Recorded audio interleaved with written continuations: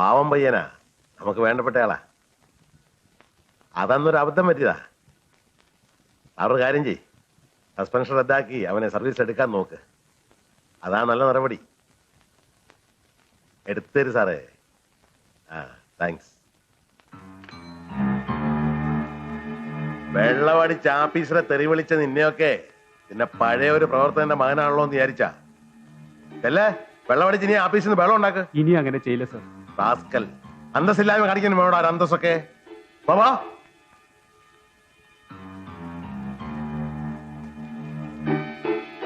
എന്തായി കോളേജിലെ സമരമൊക്കെ ഉഷാറായി നടക്കുന്നുണ്ടല്ലോ? ഉണ്ട് സർ. ഇന്ന് രാവിലെ പ്രിൻസിപ്പാൾ ഞങ്ങളെ വിളിച്ചിരുന്നു. കോംപ്രമൈസ് തയ്യാറാണത്രേ.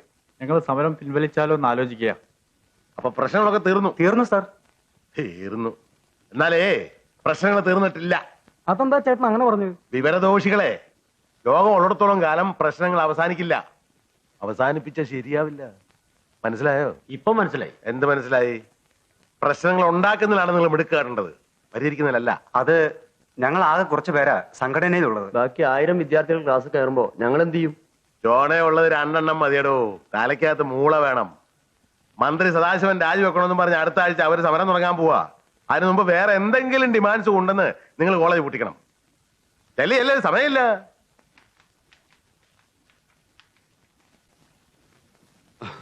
കുറച്ചു വൈകി. കല്യാണമൊക്കെ കേമായോ കുറുപ്പേ? കേമായോന്നോ? 2 ലക്ഷം റുപ്യ സ്ത്രീധനം, പിന്നൊരു മാരുതി കാറും. ചെക്കന് എഞ്ചിനീയറാ. ഗൾഫുകാർക്ക് ഈടായിട്ട് മാർക്കറ്റ് കുറച്ച് ഡള്ള. കുറുപ്പ് നോക്കി വെച്ച പയ്യൻ ബോംബെയിലാന്നല്ലേ പറഞ്ഞത്? അതെ, പിന്നെന്താണെന്ന് ചോദിച്ചാൽ ഒന്നൊക്കില്ല. അങ്ങനെ കല്യാണക്കാരി ഉള്ള ഡീറ്റെയിൽസ് കൂടെ അരയിലുണ്ട്. നല്ലൊരു ഇടത്ത് നോക്കി ഈ കുറിപ്പ് കൊളുത്തിയിടും. ശരി, കുറിപ്പിരിക്കും. ഒരു തമാശ. അല്ല കുറുപ്പേ, നിങ്ങൾ ഈ പൈസക്ക് ടൈറ്റ് ഉണ്ടാവുമ്പോ മാത്രം വരുന്നതാണ് ഇവിടെ. പല പ്രാവശ്യം കയറി ഇറങ്ങി പോണു. സംഗതി ഒന്നും നടന്നു കാണുന്നില്ല. വെറുതെ അനാവശ്യം പറയരുത്. ഞാൻ വെറും തല്ലിപ്പൊടി അലവലാദ്യം ബ്രോക്കറൊന്നുമല്ല, അസൽ തറവാടിയാ. അല്ല, അതുകൊണ്ടല്ല. എന്താണെന്നറിയോ, നമ്മളുള്ള ഫ്രണ്ട്ഷിപ്പ് കൊണ്ട് പറഞ്ഞു പോണാണ്. ഇയാളൊരു ജഡ്ജിയാണ്. ഇനി 6 മാസേ സർവീസിലുള്ളൂ. അതിനു മുമ്പ് നടക്കും. അതിനു മുമ്പ് നടക്കരുത്. അതുകൊണ്ടാണ് ഞാൻ പറയണ്ടത്. എന്താ കല്യാണം? അല്ല, തൂക്കിക്കൊല്ലല്. തൂക്കിക്കൊല്ലേ? ഒരു ജഡ്ജി സർവീസിലിരിക്കുമ്പോ ഫ്രീ ആയിട്ട് ഒരാളെ എപ്പോ വേണമെങ്കിലും തൂക്കിക്കൊല്ലാന്നുണ്ട്. ഇവർക്ക് ഇത്ര ആളെ കൊല്ലാന്നുള്ളൊരു കോട്ടുണ്ട്.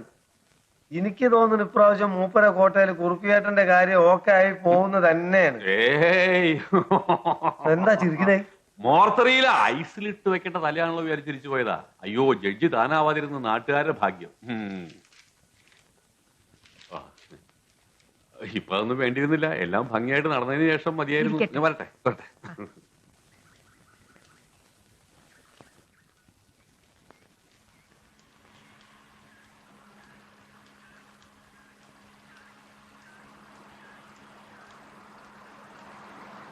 ഡ്രൈവർ നിർത്തൂ. നമസ്കാരം സാർ. നമസ്കാരം. സാർക്ക് ബുക്കിന്റെ കാര്യം പറഞ്ഞിരുന്നില്ലേ? War mission and politics. ഓ, താങ്ക് യു. ശബരി, തിരക്കില്ലെങ്കിൽ ഇങ്ങോട്ട് കയറൂ. ഞാനിന്ന് ഫ്രീയാ. നമുക്ക് എന്തെങ്കിലുമൊക്കെ സംസാരിച്ചുകൊണ്ടിരിക്കാം. അകത്തേക്ക് വരാവില്ലല്ലേ? എനിക്കറിയാം ശബരിയെ. കുറെ അവാർഡുകളൊക്കെ സംഘടിപ്പിച്ചിട്ടുണ്ടെന്ന് കേട്ടു. ഏതാ വിഭാഗം? നാടകമോ ഡിറ്റക്റ്റീവോ? ഇഷ്ടമുള്ള ഉപാധിപ്പെടുത്താം. അല്ല, കൊള്ളാവുന്ന പണിയൊക്കെ ഉപേക്ഷിച്ച് ഈ പണി തുടങ്ങിയോണ്ട് കാര്യമായിട്ട് വല്ലതും തടയുവോ? അങ്ങനെ എന്തെങ്കിലും തടയണം എന്നുള്ളവർക്ക് ഈ പണി അത്ര പറ്റിയതല്ല. ശരിയാ. ഇന്നത്തെ കാലത്ത് ആരാ ഇതൊക്കെ വായിക്കുന്നേ? സത്യം പറയാലോ, ഞാനിതൊന്നും വായിക്കാറില്ല. സ്വന്തമായ ഒരു വ്യക്തിത്വം നിലനിർത്തണമെന്ന് ആഗ്രഹമുള്ളവർ എന്തിനാ വേറൊരാളുടെ എഴുതി വായിക്കുന്നത്? എന്റെ വിജയരഹസ്യം അതാ. ഒരു കാര്യം പറയാൻ വേണ്ടി വന്നതാ. അത് ഇവിടെ വെച്ച് തന്നെ പറയണോ അതോ? അല്ല, ഇവിടെ വെച്ച് തന്നെ അങ്ങ് പറഞ്ഞേക്കാം. ശബരി, ഒരു സഹായം ചെയ്യണം. ഞങ്ങൾ രാഷ്ട്രീയക്കാരുടെ ഭാഷയെ പറഞ്ഞ ഒരു അഡ്ജസ്റ്റ്മെന്റ്. അഡ്ജസ്റ്റ്മെന്റോ? സംഗതി നിസാരവാ. ശബരി ജഡ്ജി രാജശേഖരൻ നായരുമായിട്ട് ക്ലോസ് ആണല്ലോ. അങ്ങേരെ ഒന്ന് പിടിക്കണം. ശബരിക്ക് ദോഷം വരില്ല, ജഡ്ജിക്കും ഗുണമേ വരൂ. വെറുതെ വേണ്ട, പണം തരാം. പിന്നെ സാഹിത്യത്തിന്റെ ചില കൊടച്ചക്രങ്ങളൊക്കെ ഉണ്ടല്ലോ, അക്കാഡമിയോ അവാർഡോ, അങ്ങനെ വേണേ അങ്ങനെയാകാം. അപ്പൊ പണം കൊണ്ട് സ്വാധീനം കൊണ്ട് എന്ത് സാധിക്കാന്നുള്ള ധാരണയുണ്ടല്ലേ? അതിന് പറ്റുന്ന വേറെ ആൾക്കാരുണ്ട് എന്ന് അന്വേഷിക്കേ. കാര്യമായിട്ട് പറഞ്ഞാണോ? അതെ. നല്ലപോലെ ആലോചിച്ച് പറയുന്നതായിരിക്കും ബുദ്ധി. നല്ലപോലെ ആലോചിച്ചിട്ട് തന്നെയാ പറയുന്നത്. എനിക്ക് വേറെ പണിയുണ്ട് മിസ്റ്റർ.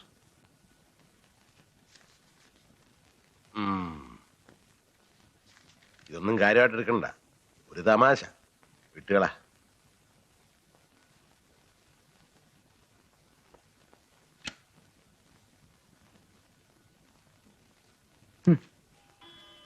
നമസ്കാരം സാർ. നമസ്കാരം. മനസ്സിലായോ ആവോ? മനസ്സിലായിരിക്കൂ. മോടെ നൃത്ത പരിപാടിക്ക് ഞാനും ഉണ്ടായിരുന്നു, സമയം കിട്ടിയിട്ടല്ല. സത്യം പറയാമല്ലോ സാർ, പരിപാടി ഗംഭീരമായിരുന്നു. പെൺകുട്ടികളായാലും ഇങ്ങനെ വേണം. എന്താ അസുഖം? അല്പം ഷുഗർ ഉണ്ട്. അയ്യോ സൂക്ഷിക്കണം സാർ, ഷുഗർ അപകടകാരിയാ. പ്രഷറും ഹാർട്ടും ഷുഗറും കൂടെ ഒരു സ്ഥിര ഐക്യമുന്നണിയാ. മുറിവുകളൊന്നും പറ്റാതെ നോക്കണം. അല്ല, വന്നതിന്റെ ഉദ്ദേശം പറഞ്ഞില്ല. ഒരു ഡെപ്യൂട്ടി കളക്ടറുടെ പ്രൊമോഷൻ ശരിയാക്കാൻ തലസ്ഥാനത്തേക്ക് പോകുന്ന വരിക. ഞാനൊരു കിങ് മേക്കർ ആണെന്നാ ചിലരൊക്കെ പറയുന്നത്. വെറുതെയാ, അർഹിക്കുന്നവരെ സഹായിക്കും, അത്ര തന്നെ. ഇപ്പോഴും വരവിന്റെ ഉദ്ദേശം പറഞ്ഞില്ല. ഓ വെറുതെ. മന്ത്രി ഓങ്ങല്ലൂർ സദാശിവന്റെ കേസ് ഹിയറിംഗ് നടക്കാണല്ലോ. കോൺട്രാക്ടർ ബാഹുലയം കോടതി വരില്ല, അഥവാ വന്നാലും നുണയെ പറയൂ. കോടതി കാര്യങ്ങൾ ഇവിടെ വെച്ച് സംസാരിക്കണ്ട. മറ്റു വല്ലതും പറയാനുണ്ടോ? ശരിയാ, സംസാരിക്കാൻ കൊള്ളത്തില്ല സാറേ. റിട്ടയർമെന്റിന് ശേഷം സാർ എങ്ങനെയാ, നാട്ടിൽ തന്നെ കൂടാനാണോ ഉദ്ദേശം? അതൊന്നും നിശ്ചയിച്ചിട്ടില്ല. നാടാണ് എപ്പോഴും നല്ലത് സാർ. ഒരു തെങ്ങും തുപ്പും ബംഗ്ലാവും കൂടെ ഞാൻ വിൽക്കാൻ പോവാ, സാറിന് വേണേ നോക്കാം. സാറിന്റെ സ്ഥലമൊക്കെ കേസിൽ കിടക്കാണെന്ന് അറിഞ്ഞു. ഇതൊന്നും നമ്മൾ തമ്മിൽ സംസാരിക്കേണ്ട കാര്യമല്ല. ശരിയാ, ഞാൻ വന്ന കാര്യം പറയാം. സാറ് വലിയ കണിശക്കാരനാണെന്ന് കേട്ടിട്ടുണ്ട്. ഇങ്ങോട്ട് അര സഹായം ചെയ്താ അങ്ങോട്ട് 1001 സഹായം ചെയ്യുന്നവരാ ഞങ്ങള്. ഈ നീതി നിയമമൊക്കെ നമുക്ക് എങ്ങനെ വേണമെങ്കിലും വ്യാഖ്യാനിക്കാം സാറേ. ഇന്നത്തെ അന്യായം നാളത്തെ ന്യായമായും വരാം. ഞാൻ അല്പം തിരക്കിലാണ്. വിശേഷിച്ചൊന്നും പറയാനില്ലെങ്കിൽ മിസ്റ്റർ വെട്ടുകുഴിക്ക് പോകാം. സാറ് നീതിമാനായോണ്ട് ചോദിച്ചു പോവുകയാണ്. ഫ്രണ്ട്ഷിപ്പിന്റെ പേരിൽ 10 ജന്മം എടുത്ത് 10 തവണ ജഡ്ജി ആയാലും ഇന്നത്തെ കാലത്തൊരു ഉദ്യോഗസ്ഥന് വലിയ സമ്പാദ്യമൊന്നും ഉണ്ടാകുകയില്ല. സത്യവും നീതിയും ഒക്കെ ഇപ്പൊ ഉണ്ടോ സാറേ? എവിടെ? ഒരു കാറ്റങ്ങ് പോയ മനുഷ്യന്റെ നെഞ്ചും കൂട്ടിന് എന്താ വില? സ്വന്തം ഭാര്യയ്ക്കും മക്കൾക്കും പോലും അതൊരു ഭാരമായിരിക്കും. ചക്രം ഉണ്ടല്ലോ, ചക്രം, അവൻ സ്വയംപൻ. പരലോകത്ത് നിന്ന് യമന് കൈക്കൂലി കൊടുത്താൽ ഇങ്ങോട്ട് ഭൂമിയിലോട്ട് തന്നെ രാജാവായിട്ട് മടങ്ങിപ്പോരാ. അതാ കാലം. ഹേ മിസ്റ്റർ, ഇത്രയും അഹങ്കാരം ഇവിടെ വെച്ച് സംസാരിക്കാൻ നിങ്ങൾക്ക് സ്വാതന്ത്ര്യം തന്നിട്ടില്ല. Please leave me alone. ഞാനെന്തോ പറഞ്ഞു, സാറിനത് ഇഷ്ടപ്പെട്ടില്ല.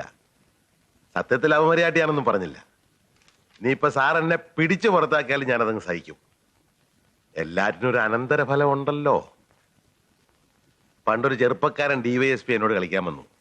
24 മണിക്കൂറിനകം പോസ്റ്റ്മോർട്ടം നടന്നു. സൂയിസൈഡ് ആയിരുന്നു. ബോഡി ഞാൻ തന്നെ ഏറ്റുവാങ്ങിയത്. അല്ല സാറേ, മനുഷ്യന്റെ സ്ഥിതി ആർക്ക് പ്രവചിക്കാൻ പറ്റും? ഇത്രയും സംസാരിക്കാൻ അനുവദിച്ചത് ഞാൻ വിഡ്ഢിയായത് കൊണ്ടല്ല. അതെന്റെ മാന്യത എന്ന് കരുതിയാൽ മതി. എനിക്കറിയാം സാറ് മാന്യനാ, ഞാനും അതെ. ഇപ്പൊ ഞാൻ അങ്ങോട്ട് ഇറങ്ങട്ടെ സാർ. മിസ്റ്റർ വെട്ടുകുഴി, ഇവിടെ വരൂ. ഇതെടുത്തുകൊണ്ട് പൊയ്ക്കുള്ളൂ. എനിക്ക് മറവ് പറ്റാറില്ല സാർ, അതവിടെ ഇരുന്നോട്ടെ. I say you take it and get out.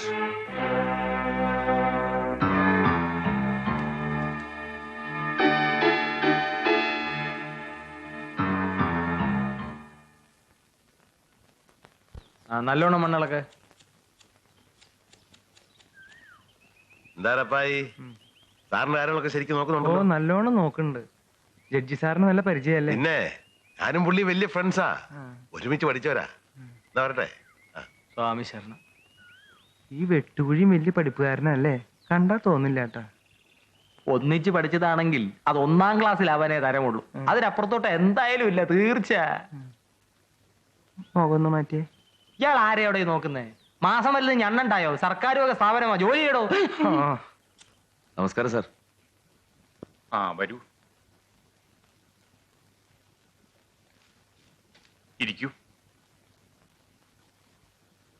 കുറച്ചു ദിവസമായല്ലോ ഇങ്ങോട്ടൊക്കെ കണ്ടിട്ട്. ഞാൻ യാത്ര ചോദിക്കാൻ വന്നതാണ്. അപ്പോ നോവലിന്റെ പണിയൊക്കെ തീർന്നോ? തീർന്നു. ഇനി കുറച്ചുനാൾ അലച്ചിലൊന്നും ഇല്ലാതെ അച്ഛനമ്മമാരുടെ നല്ല കുട്ടിയായി കഴിയാനാ തീരുമാനം. ശബരി പോകുന്നെന്ന് കേട്ടപ്പോ എന്തോ ഒരു വിഷമം.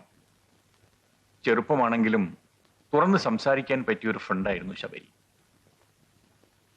മറ്റൊരു പ്രധാന കാര്യം പറയാനുണ്ടായിരുന്നു. സന്ദർഭം ഇതാണെന്ന് അറിഞ്ഞുകൂടാ. പറയുന്നത് അവിവേകമാണെങ്കിൽ ക്ഷമിക്കണം. ശബരിക്ക് എന്നോട് എന്ത് വേണമെങ്കിലും പറയാമല്ലോ. അതിനെന്തിനാ അനുവാദം?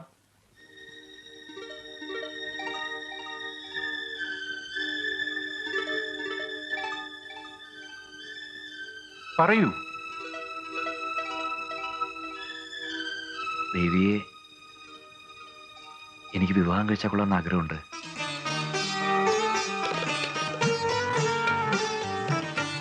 നിങ്ങൾക്കൊന്നും എതിർപ്പില്ലെങ്കിൽ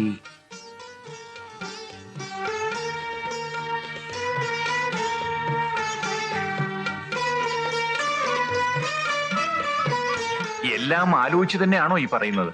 അതെ, ശബരിയുടെ അച്ഛനും അമ്മയ്ക്കും എന്റെ ഇഷ്ടം തന്നെ അവരുടെ.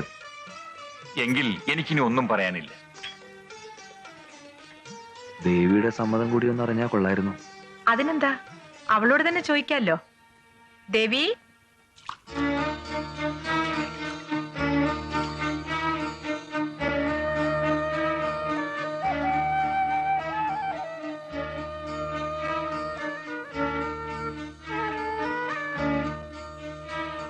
ദേവി,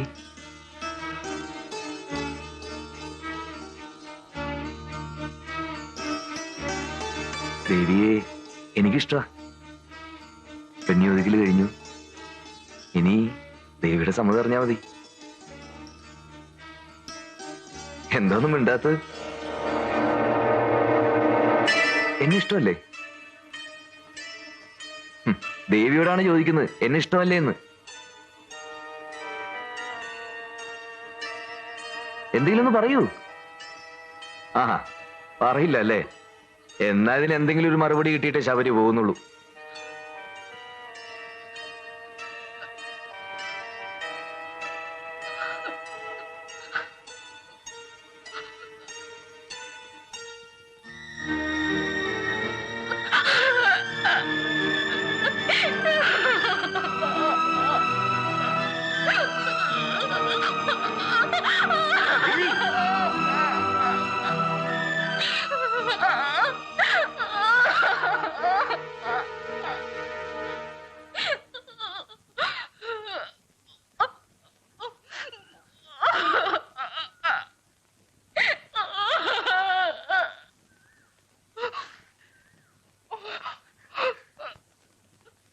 എന്റെ മോൾക്ക് സംസാരിക്കാൻ കഴിയില്ലെന്ന് ശബരിക്ക് അറിഞ്ഞൂടെ?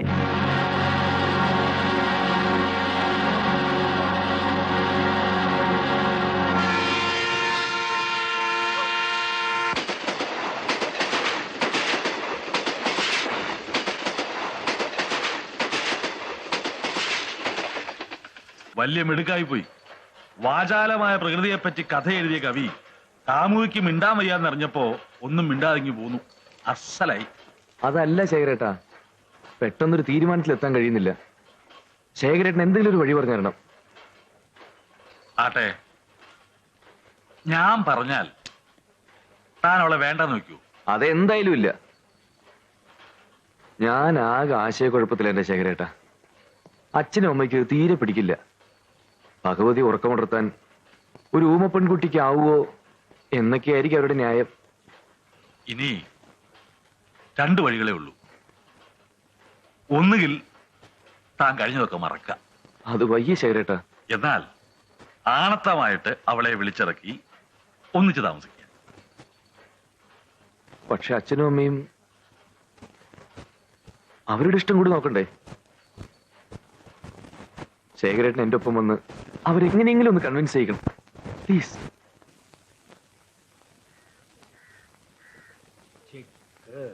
അപ്പോഴോ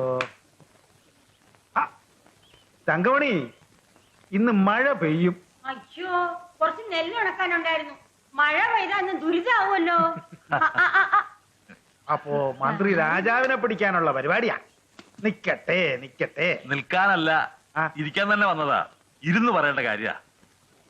അല്ല, സാറിന് എപ്പോഴാണ് അടുത്ത പുറപ്പാട്?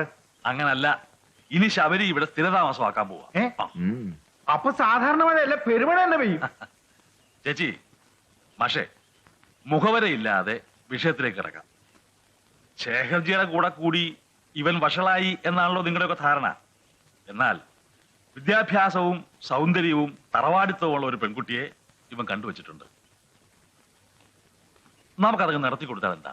ശേഖർജിക്കും അവനും ഇഷ്ടപ്പെട്ടെങ്കിൽ പിന്നെ ഞങ്ങളോട് എന്തിനാ പ്രത്യേകിച്ച് ആലോചിക്കണേ? പക്ഷേ കുട്ടി ആരാണെന്ന് അറിയണ്ടേ? ഒക്കെ തീരുമാനിച്ച സ്ഥിതിക്ക് നീ കുട്ടി ഏതായാലും എന്താ? അങ്ങനല്ല, അറിയണം.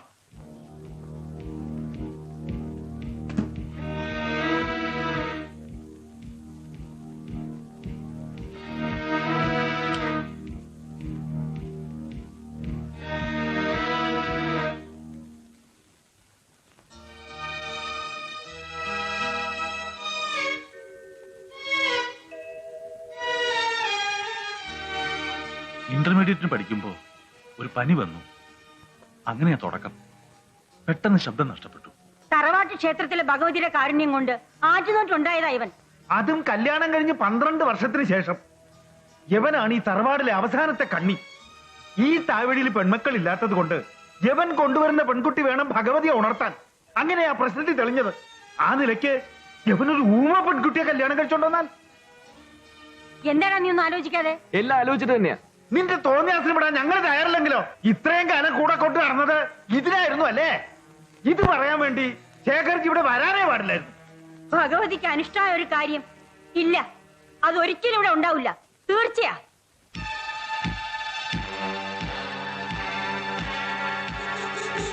ചേരട്ടാ, ചേരട്ടാ, എന്തു പറ്റി ചേരട്ടാ?